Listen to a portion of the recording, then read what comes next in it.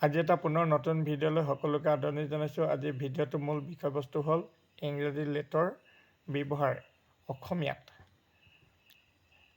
ইংৰাজী ভাষাৰ লেট শব্দটো বিভিন্ন পৰিস্থিতিত ব্যৱহাৰ কৰা হয়। ইয়াৰ অৰ্থ প্ৰসংগ সাপেক্ষে সলনি হয়। তলত ইয়াৰ মূল ব্যৱহাৰসমূহ সহজকৈ দিয়া হ'ল। অনুমতি বিচৰা বা দিয়াৰ ক্ষেত্ৰত লেট ব্যৱহাৰ কৰা হয়। অৰ্থাৎ পাৰ্মিশ্যন দিবৰ কাৰণে লেট ব্যৱহাৰ কৰা হয়। কাৰোবাক কিবা এটা কৰিবলৈ দিয়া বা অনুমতি দিয়াৰ অৰ্থত লেট ব্যৱহাৰ কৰা হয়। আৰু ইয়াৰ ষ্ট্ৰাকচাৰটো হ'ল let plus object plus verb. Let me go'. ইয়াত লেট আছে প্ৰথমতে, তাৰপিছত অবজেক্ট মি আছে আৰু মি অবজেক্টৰ পিছত ভাৰ্ব আছে, অৰ্থাৎ মোক যাবলৈ দিয়ক। ঠিক সেইদৰে লেট হিম প্লে, তাক খেলিবলৈ দিয়া। Do not let him enter, তেওঁক সোমাবলৈ নিদিবা। এতিয়া আমি ইয়াৰ পৰা গম পালোঁ যে লেট বহিব, তাৰপিছত এটা প্ৰনাউন অবজেক্ট লাগিব আৰু অবজেক্টটোৰ পিছতে ভাৰ্বটো বেছ ফৰ্মটো বহাব লাগিব।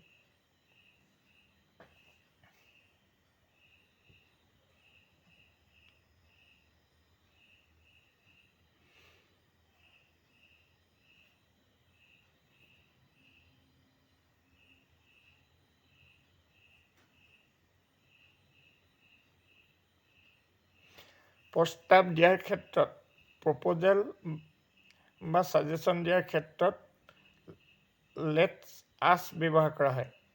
যেতিয়া আমি একেলগে কিবা এটা কৰাৰ প্ৰস্তাৱ দিওঁ তেতিয়া লেট আছ বা লেটছ ব্যৱহাৰ কৰা হয়।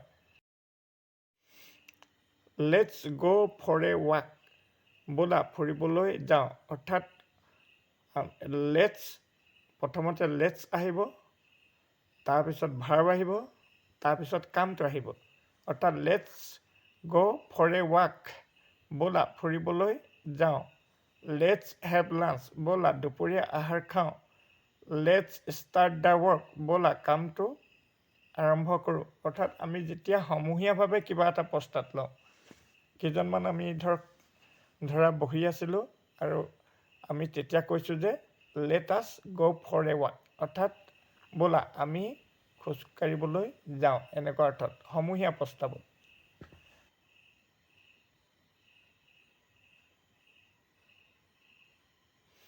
ইচ্ছা বা অনুৰোধ প্ৰকাশ কৰিবলৈ উইচেছ বা ৰিকুৱেষ্ট, কেতিয়াবা কোনো সহায় বিচাৰিবলৈ বা নিজৰ ইচ্ছা প্ৰকাশ কৰিবলৈ ব্যৱহাৰ কৰা হয়, লেট ব্যৱহাৰ কৰা হয়।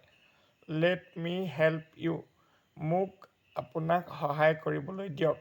লেট মি চি, মোক চাবলৈ দিয়ক।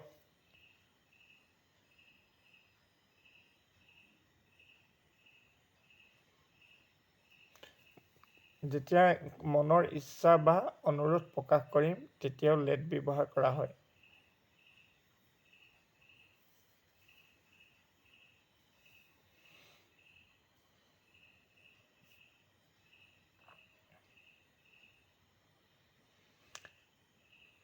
ভিডিঅ'টো আৰম্ভণিৰ পৰা শেষলৈকে ভালদৰে চাবা।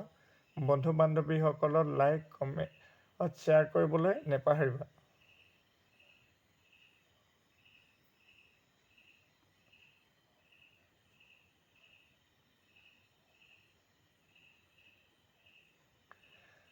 ধৰি লোৱা অৰ্থত ছাপোজিশ্যন, বিশেষকৈ গণিতত কোনো কথা ধৰি ল'বলৈ হ'লে লেট ব্যৱহাৰ কৰা হয়। Let the price be X, ধৰা হ'ল মূল্যটো এক্স। লেট ইট বি, এয়া যেনেকৈ আছে তেনেকৈ থাকিবলৈ দিয়া। আৰু লেটটো অৰ্থাৎ গণিতত ধৰি লোৱা অৰ্থত ব্যৱহাৰ কৰা হয়।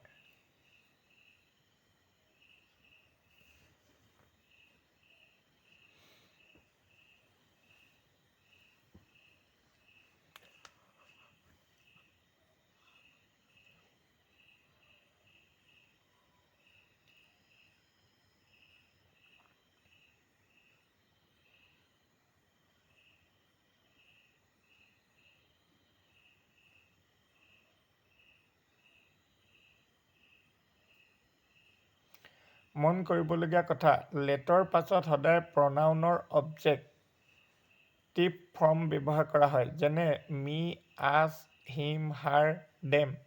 কেতিয়াবা লেট আই গো বা লেট উই গো নহয়।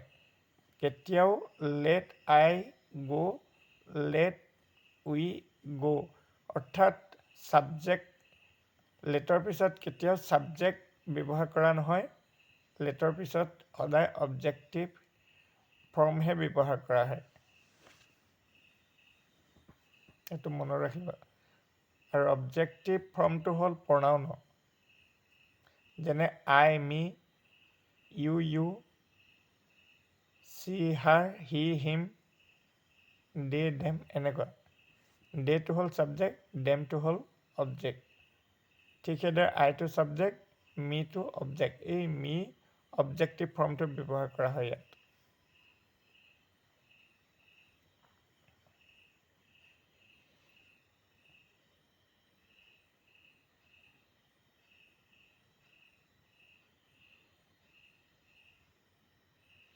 মন কৰিবলগীয়া আৰু এটা কথা, লেট ব্যৱহাৰ কৰিলে তাৰ পিছত সদায় ভাৰ্বৰ বেছ ফৰ্ম মূল ৰূপ ব্যৱহাৰ কৰা হয়, যেনে let him go, let him go, let him to go নহয়।